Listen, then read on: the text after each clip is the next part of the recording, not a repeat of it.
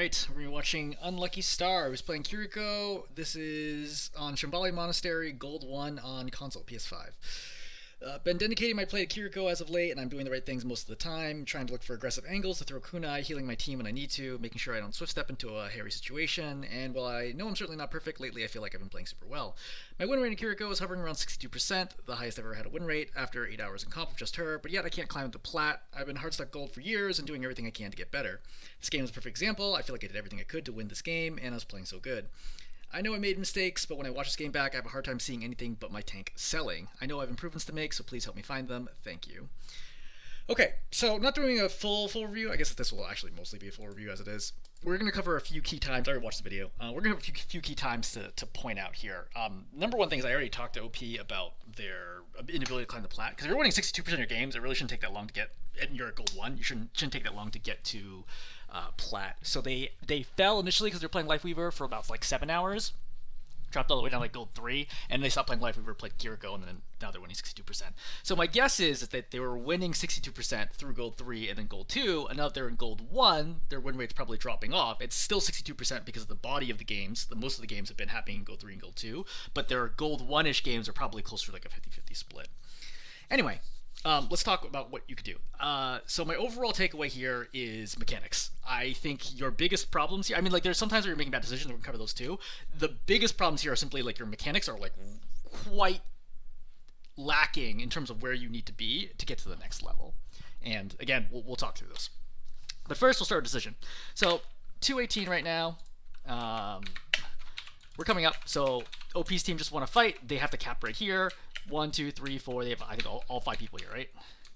Yeah, Yakko's like really far forward, but like they have all 5 people here. Great. What's your number one priority right now? Your number one priority here is make sure we cap. Okay? So their whole team is arranged up here, and you would hopefully know this just from a game sense, like, you know, plenty of experience playing Overwatch. So you know that they have the opportunity to defend the point. Okay? And it's a very, very common defense because where do you wipe them? Alright, so your guys are going to wipe them over here. Great, excellent. Again, the carrot has to get all the way up, turn the corner, and then play on point. So at least one of them is going to be able to touch the point here, right? We see that, you know, Symmetra's already out here, and then the Lifeweaver's here. At least one of them's going to be able to touch here. So I don't want to get greedy and try to, like, oh, like, you know, go for picks or whatever. I really just want to make sure, hey, look, can we actually cap this point? And the next thing I want to talk about is main healer versus off healer, right? This is just kind of my terminology, the way I think through ranked matches as supports.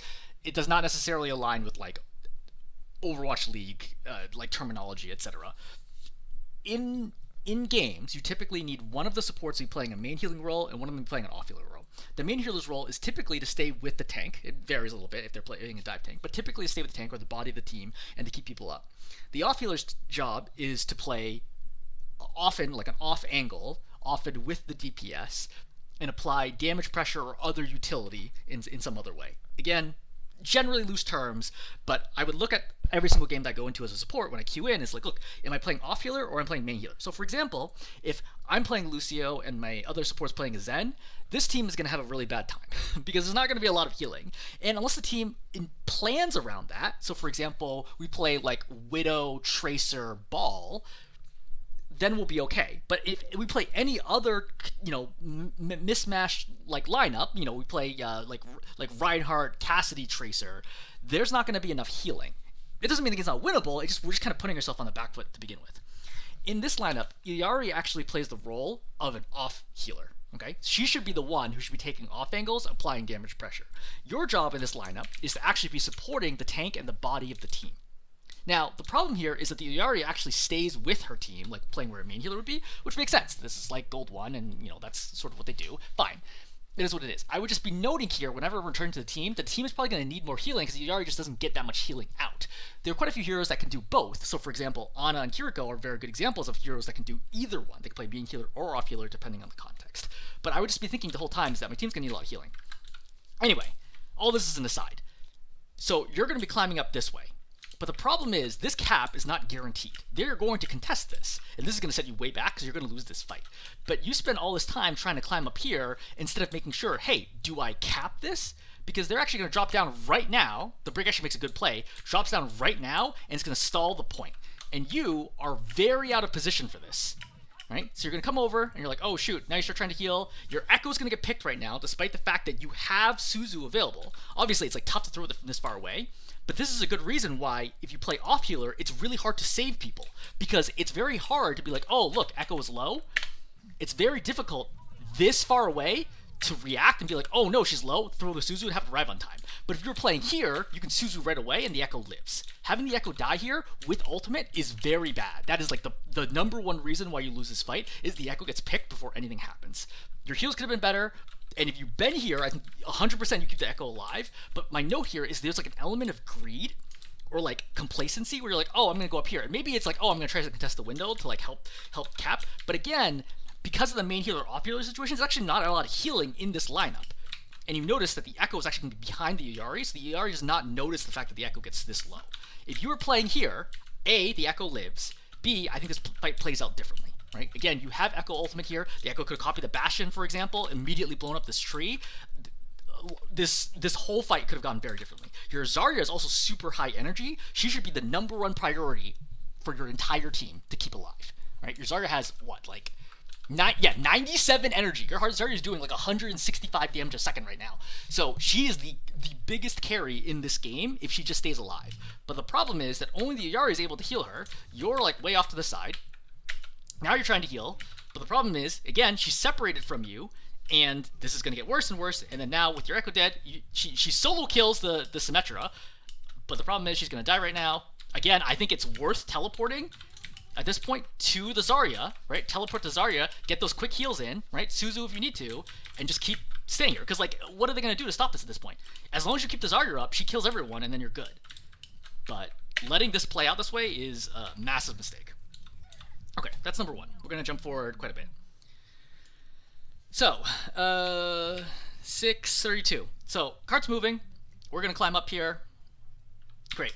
So, you're going to take this opportunity to off-angle. This is great. See, this, I think, is a good time to off-angle. The cart's moving. You got people on it, right? They're going to be all pouring out of here. You know where they're going to be coming from. You're applying damage pressure from 2 different angles, right? Left and right. This is good. Perfectly fine. In fact, I don't actually think you're being too passive here. Why are you waiting? I would immediately start peeking this and start poking. I have, like, 0 chance of dying here. The only way I can die is the Kiriko has to hit 2 consecutive headshots on me without me Suzuing at that. So, like, I can poke this for free. I have way better cover and space control than they do. So you want to step up here and apply damage, especially on the Bastion, who's, like, almost impossible to miss. So, get a heal in, attack, attack. Get a heal in, attack, attack. Which also goes back to weaving, which we're going to cover pretty significantly in a second.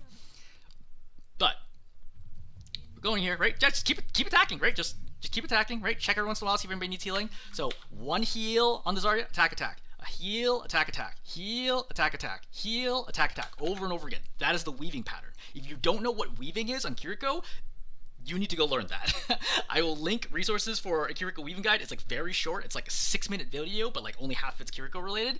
You need to learn how to weave. If you do not weave, like if you learn how to weave right now, I guarantee you that's literally like 3 ranks plus of improvement right away. Like, it is like actually that massive of a difference.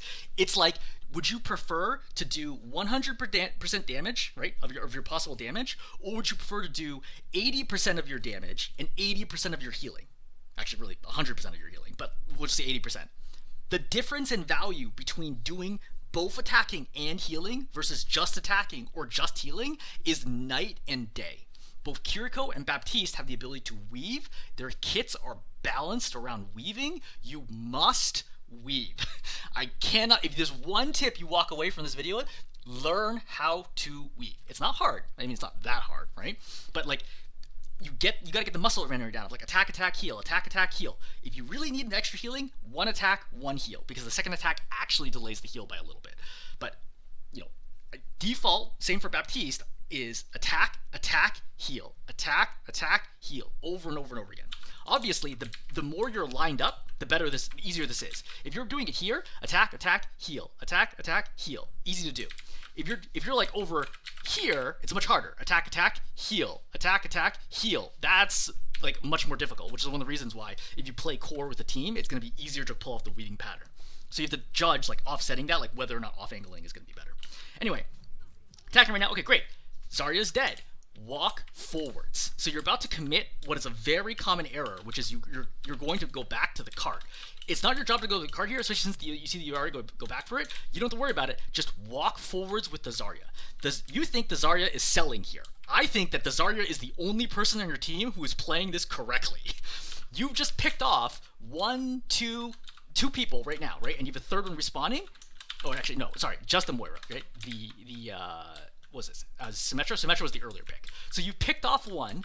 Zarya needs to control this corner in order to win the point. If all four of you, everyone but the Yari, are playing right here, they will never even see the cart. And the Zarya will easily hold them off and you will cap. But if you guys decide to play split and some go back and some go forwards, you're going to hang your Zarya out to dry and then you're going to lose this point. So that's like the big problem here. See how you're playing super far back? Based on what you posted, I assume what you're thinking is, this Zarya is an idiot. Like, she's out of position. She should come back to us. That is incorrect. Again, the Zarya is the only person here who is actually doing this correctly. You should be all the way up here. There is no way you can die here, right? If you're worried about your risk, what can you die to, right? Anything that tries to attack you, you can shadow step away and or Suzu and or take cover. And there's mega health back here. You want to be playing this space right here. This is the correct move in this situation. You are way too far back. See, you're throwing these long distance heals. Long distance heals are bad because they take forever to reach the Zarya, which makes it very hard to react to damage that's coming in. You're going back to the cart. This is a mistake. I cannot emphasize enough. This is a huge mistake. This is fight losing right here, what you're doing, trying to go back to the cart. You need to be like right here, arguably in this room with the Zarya, keeping her up. If the Zarya dies, the fight is over. So who cares about your life? Who cares about the cart? You need to make sure the Zarya doesn't die. The Zarya has 100 energy. She's doing 170 damage per second right now. That will burn through virtually anything. That will burn through a double healer pocketed hero if they don't use any other abilities. She does so much damage right now. She will kill the Symmetra in 1 second. So if you are there, like, she's gonna pop off. But the problem is you're all the way back here, which means the Zarya is over here getting burned down, trying to get kills. She grabbed 3 into this, right? But again, there's not enough sustain, and then she's gonna die. If you're here, let's figure out how much impact could you have. Okay, so let's count this out. So imagine you were playing up here. Okay, so the Zarya's damage right now. So imagine I'm playing right here. So I can even play it slightly far away from the corner because there's like no way I can die here, right? Against Bastion, Kiriko, Sigma, and I have both cooldowns. Impossible for me to die. It is mathematically impossible for me to die. There's no way for me to die here. So you can play pretty much all the way up here if you want to, and you're fine. So let's go. Heal, attack, attack. Heal, attack, attack. Heal, attack, attack. Heal, attack, attack. Heal, attack, attack. Heal, attack. Okay, so that was 6 heals right there, which is 660 health, not including Suzu. I couldn't keep moving my positioning correctly because I had to use my one hand to count. 660 health is missing from this Zarya right now, which obviously is enough to heal her to full and more. That's like 1.5 Zaryas. So you could have completely kept the Zarya through this entire period of time, not including the fact that you also could have Suzu'd to help save her from the Bastion. That is the impact that you're missing. So if you're like, oh, why do I lose games? This is why you lose games, is because all you had to do, right, even if you didn't attack, even if you just sat here and just healed her, you probably win this fight. But instead, what did you do instead? All you did was you walked all the way back to the cart and just sat there while a fight is happening. And now the fight's lost. It's really not the Zarya's fault. The Zarya is doing the correct thing here to be playing that far up. That is the best place to hold this if you can pull it off and get there in time, which your team did. Everybody else is doing this wrong. You need to be up there. Okay, so that covers that one. 906. Okay, so back to weaving. So in this situation, attack, attack, heal, attack, attack, heal, attack, attack, heal, attack, attack, heal. I quite frankly do not ever want to see you post a VOD review again where you are not weaving. And this is not I don't want to see you post a VOD review again because I'm being a jerk. I just want you to learn that skill before you think about like going back for feedback, because it is like literally like a massive elevation in your game. Right? It would be like playing basketball, but like not dribbling the ball. And all you can do is like pass or shoot. Obviously, it's going to make it difficult to to do your job if you can't dribble, right? It's like a huge part of the kit. You must learn how to weave, because right now is a great opportunity, right? Straight down main, they have no one-shots against you. Attack, attack, heal. Attack, attack, heal. Attack, attack, heal. Non-stop. Just like muscle memory, right? Again, right now, this heal should be going into the Rhine.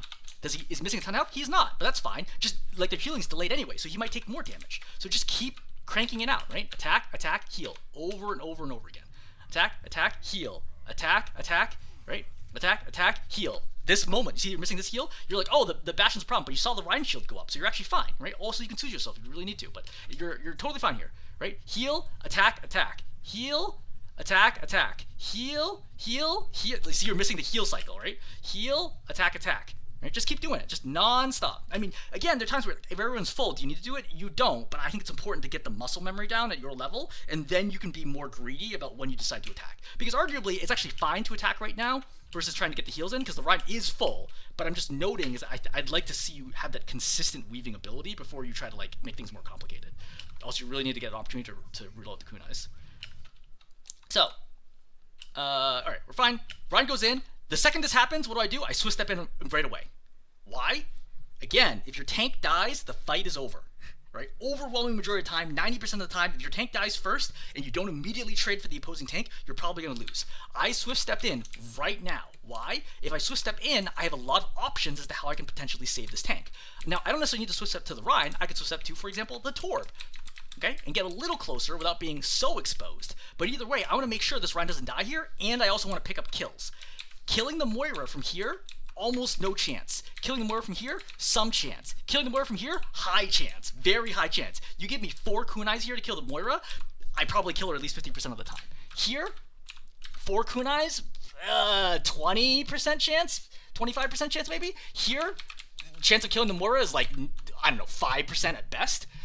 So the closer you are, the easier it's going to be to land those headshots. If you play this far back, you're not playing well to the pace of the fight. When your Rhine charged in, he has accelerated the fight. For better or worse, that's the call that he made. You need to be ready to help him. But first you should heal this Echo. Right? You see that he went to the Rhine? You got to be healing the Echo first here. Alright. So, heal, right? Attack, attack. Heal, right? See, now the Rhine's gotten super low because I've lost the line of sight of him. Now you're forced to throw Suzu. You never should have needed to throw this Suzu. If you were here this whole time, you've been cranking healing into him, attack, attack, heal, attack, attack. But because you haven't been able to get LOS on him because of the cart, he's got low enough that he threw Suzu. That's bad. Suzu is a 15-second cooldown, which means now you don't have that tool if something happens in the next 15 seconds. That's unfortunate.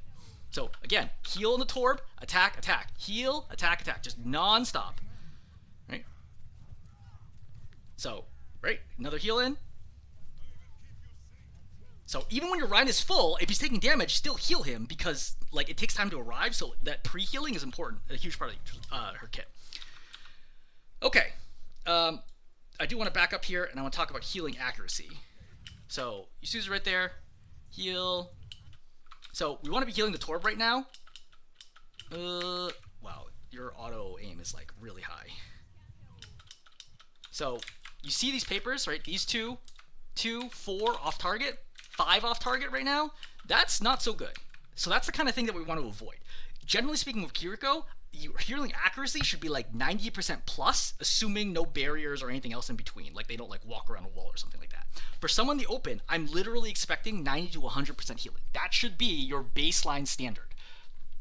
To be clear, I'm not expecting 100% accuracy all the time with all other abilities. That's ridiculous. As I mentioned, if I'm all the way back here, my odds of hitting the mortar are really low, like 20% maybe.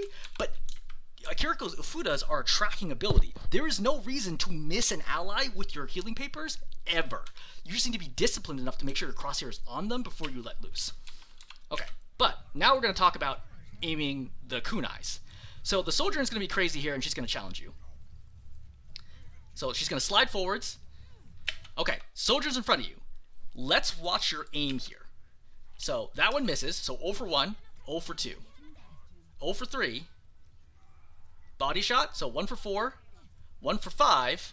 You throw the Suzu. I don't think you really need Suzu at the moment in time, but like you might figure Railgun's coming. So I think you're 2 for 5 right now. Is that it? I think 2 for 5. 2 for 6.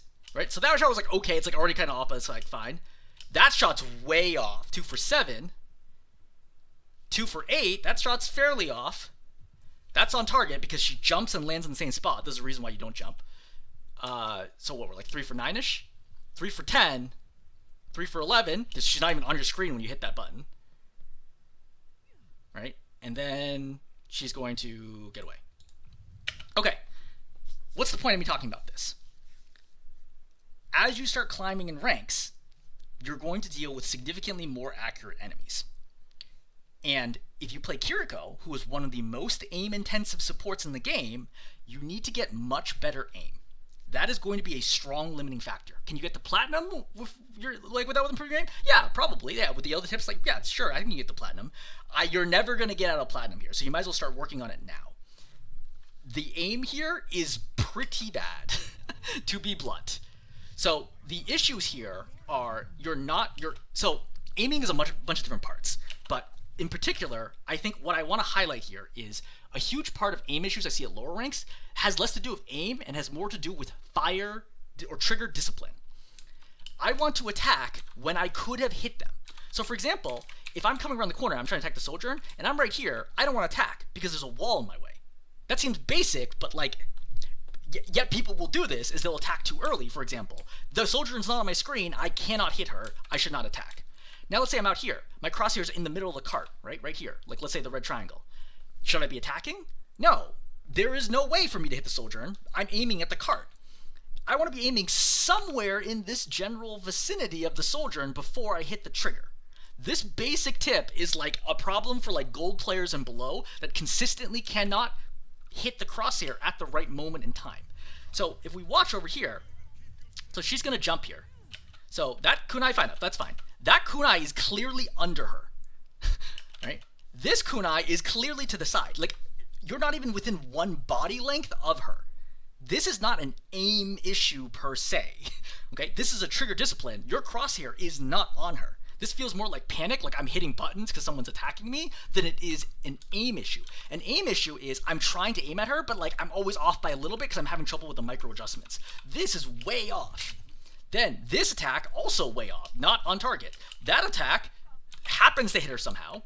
And then now we talk about the next level aiming. So this part actually is aiming. When you're attacking someone with Kiriko, you always want to be aiming for the head level.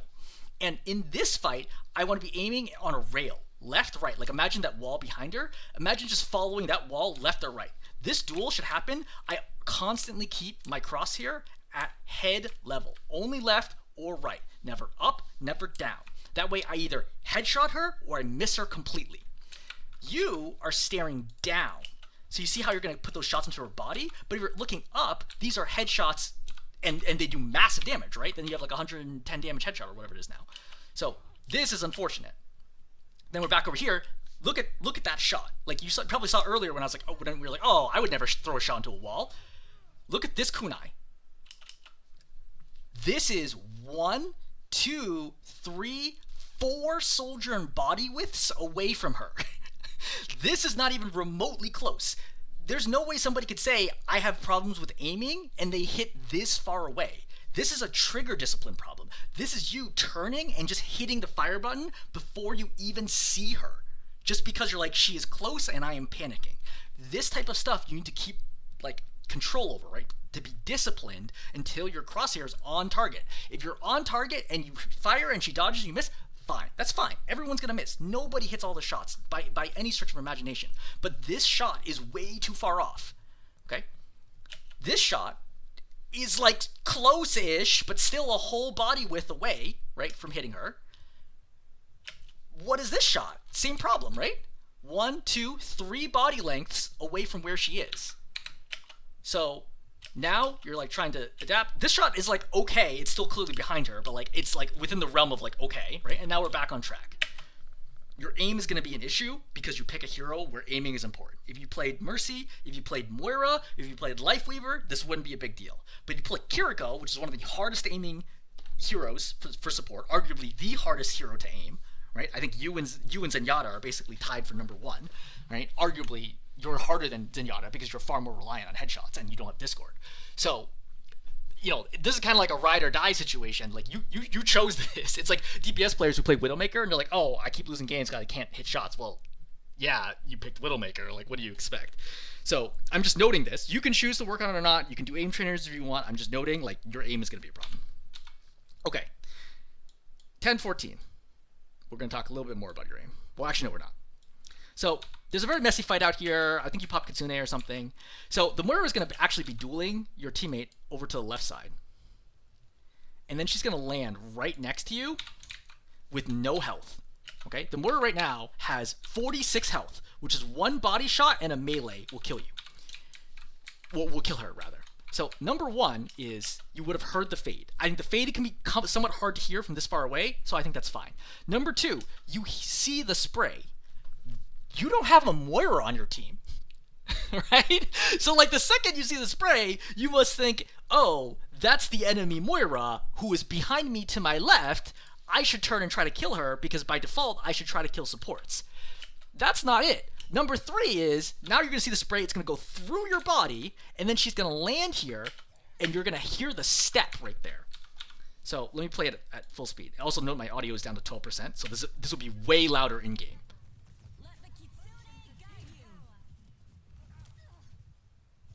Right there.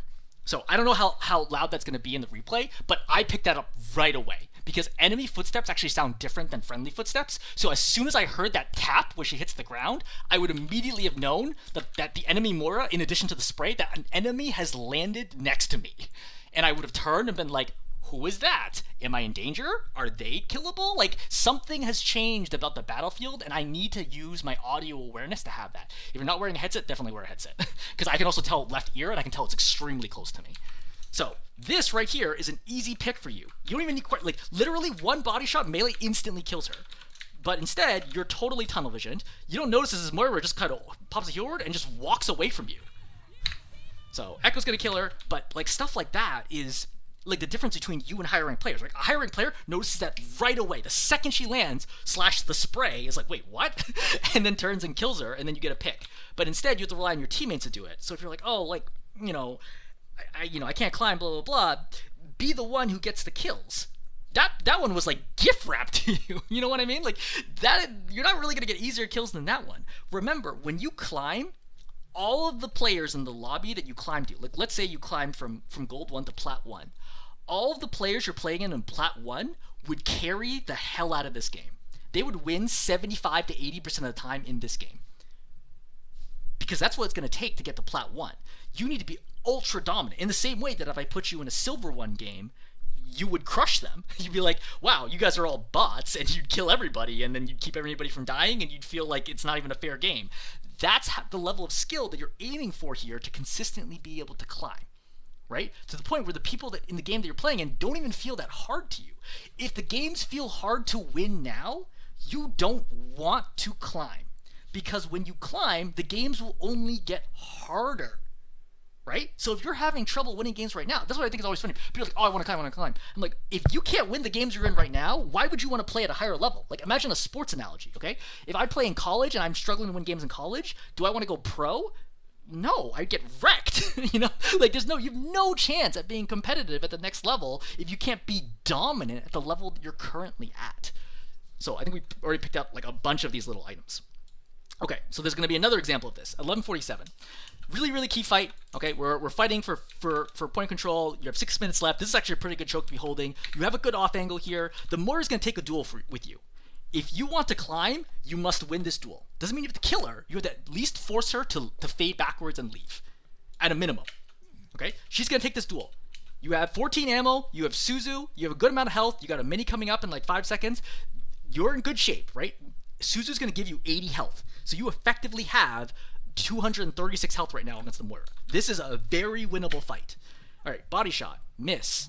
Miss. Miss. Miss. Suzu. Okay, you got pretty low there. And then you leave. You know, this is massive value for the opposing Moira. She walks straight at you. She leeches you down. You miss all these shots. You do the Suzu, so now you can't use Suzu to save anybody else, and now you just run away, and you hope someone else is going to deal with her. Like, your thought process here has become, well, I hope my team saves me, but why? This was a very, very reasonable match. Like, she's literally running in a straight line at you right then. This is a fight you have to win to consistently climb. I never expect my teammates to save me, right? Not if it's like if I get jumped by like a tank and 2 DPS, yeah, sure, like my teammates better do something.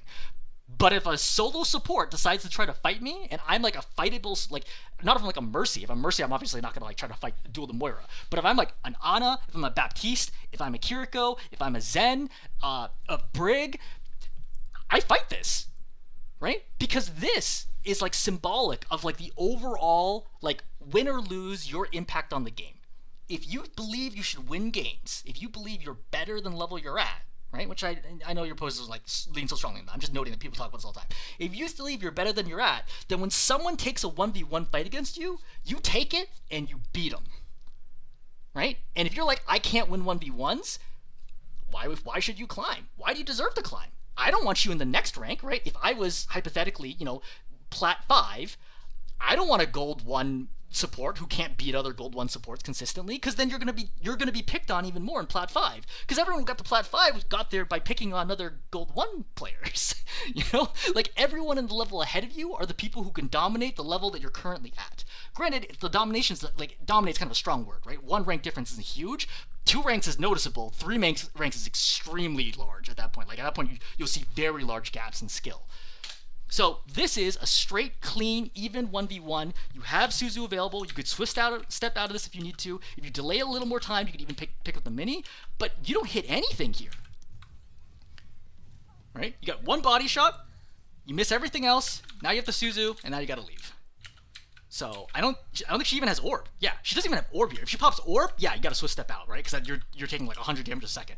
But without orb, like she's just straight leeching you. And the second that you run a corner, you're like, well, I hope my teammates like will help me do something here. And like that just puts such a burden on your team, right? And again, no one's saying you have to get the kill here. You need to force fade, like because the Moira's gonna get scared. As soon as she takes 1 headshot or 3 body shots, she's in 1-shot territory. And she has to strongly consider whether or not she wants to like actually challenge this and bet that you can't kill her or not. Moira is a skill check for metal ranked players because Moira's damage does not increase over the ranks. A gold Moira and a GM Moira do the same amount of damage. Unlike a gold, let's say Cassidy and a GM Cassidy, gold or GM Cassidy does way more because he's so much more accurate. He can headshot. But Moira is kind of like a base level floor for like the damage that she can have like all the time. If you cannot out damage a Moira, you will have a bad time in higher ranks. Can't sugarcoat that. It's gonna be a problem. All right, so we're over here. You're gonna end up dying, which is obviously really unfortunate, but we're gonna skip ahead. So what's happened here is OP and Ryan have come up on a little flank. Ryan's charging in right now. And you pretty much have to go right now. I mean, whether or not you think this is a good plan or not, I mean, the Ryan is going, so go, right? He to be fair, this is actually not a bad play. They're definitely not ready for this. And like the Ryan has a pretty good chance. Yeah, he's even gonna pin the Bastion right here. So you got some like this is a pretty good engage. Like this might feel like, oh, it's a huge mistake, but like it actually is gonna work out fine. You really want that to be a headshot. She's standing still on the cart. Right? She's literally not moving at all. Like, you need that to be a headshot, A. B, you gotta get up here with the Rhine. At this point, I would pop Kitsune, because I look at this and I'm like, I'm not confident we're gonna win this. We are in final fight territory. 2 minutes and 22 seconds. There's 1 point left, right? I have ultimate here. My Rhine's in. He's point blank with 3 people. I pop Kitsune here. Like, what am I saving it for? If the Rhine dies, the fight and game is over. I pop Kitsune right away right now, and I try to finish the Bastion, because that's the one the Rhine is trying to kill. So, right now, you do the heal, attack into the Bastion, right? This is the key time. This is the moment where weaving is tough, where you're like under stress, right? You gotta burn the Bastion down right away. But instead, you're only healing right now, right? You throw the heal in, attack on the Bastion, right? Heal, attack right now, right? Plus Kitsune will make this all go much faster. But you're completely tunnel visioned on the Rhine. I would also note right here is, so that heals on target. Remember, this is a critical moment, right? Every action matters right now. 1, 2, 3, 4. So that's 44 healing that is not reaching your Rhine right now. You cannot have this happen. Your healing accuracy is too important, right? This is like a do or die moment. You must, like, all cylinders firing right now. Like, this is the moment where you, like, prove your mettle. If you want to carry supports, this isn't even a carry moment. This is, like, baseline for supports. You gotta hit the heals. it tracks, you know what I mean? Like, this is not like, I'm like, oh no, you gotta hit like 3 headshots in a row and Sigma. That's not what's happening here. You gotta hit your tracking ability on your tank. A. B, I would play quite close to the Rhine here because he's low enough that I'm gonna need the Suzu, so I have to look for the timing of it. You pop Kitsune here, this is way too late, right? Your Rhine's already in deep trouble right now, and now you try to throw the Suzu, and he dies. This ends your game. And you notice this isn't the first time this has happened, right? We've seen you let your tank die before, most notably at this choke over there. So, like, that's, like, the key thing is, I know it feels to you like your tank is selling. It does not matter. It doesn't matter your tank is the worst player in the world. Play around your tank. Okay? Off angle when you can, get damage in, depends on main healer, off healer situation. But, like, if you're the main healer, and in this situation, I'm certainly going to be the main healer no matter who the other support is, because I'm the only one with the Rhine right now. Right? When you come in from the backside, I'm literally the only person here with the Rhine, so I default here, mentality is playing main healer, right? I'll try to kill a Kiriko on the way in, but once I'm here, I'm main healering, right? All resources, heal, attack, attack, heal, attack, attack. Keep the Rhine alive, Suzu, heal, attack, attack, right? Kitsune's popped, everything's happening, you know, whatever the bonus is, like 40% faster. This is the moment. This is like a very winnable fight. Like, I would actually say your advantage to win here, if you just pop Kitsune, I'm pretty sure you win this fight. But because you pop Kitsune late, your heals are not on track, you're not weaving at all, your general impact here is way too poor. You let your Rhine die, right, without the Suzu, Kitsune comes out too late, game's over. As much as you can say, you like want to say, like, your Rhine's making a mistake here, again, your Rhine engage was fine. He charged in, he even pinned the Bastion. With any amount of damage from anybody else, the Bastion dies there. If you threw 2 body shots there, the Bastion's dead. So, like, it's like tough there to say, like, oh, it's your Rhine's fault. If you keep him alive, either in like 2 more swings, he'll have shatter, and he can shatter right here. Like, there's so many ways that this could play out better if you were just a little more impactful, right? Either by playing more forward, right, or using your abilities correctly, which includes weaving, right, saving him with Suzu, being better with the heals. So many different ways that this could have played out better. Okay, I'm gonna stop there. Again, I will link resources on weaving, right? I think that's really, really important. I definitely think you should watch those. You can also look at other replays or replay reviews that I've done of like platinum level Kirikos to like kind of see what the difference is, and maybe that will also be helpful. All right, I'm gonna hold there.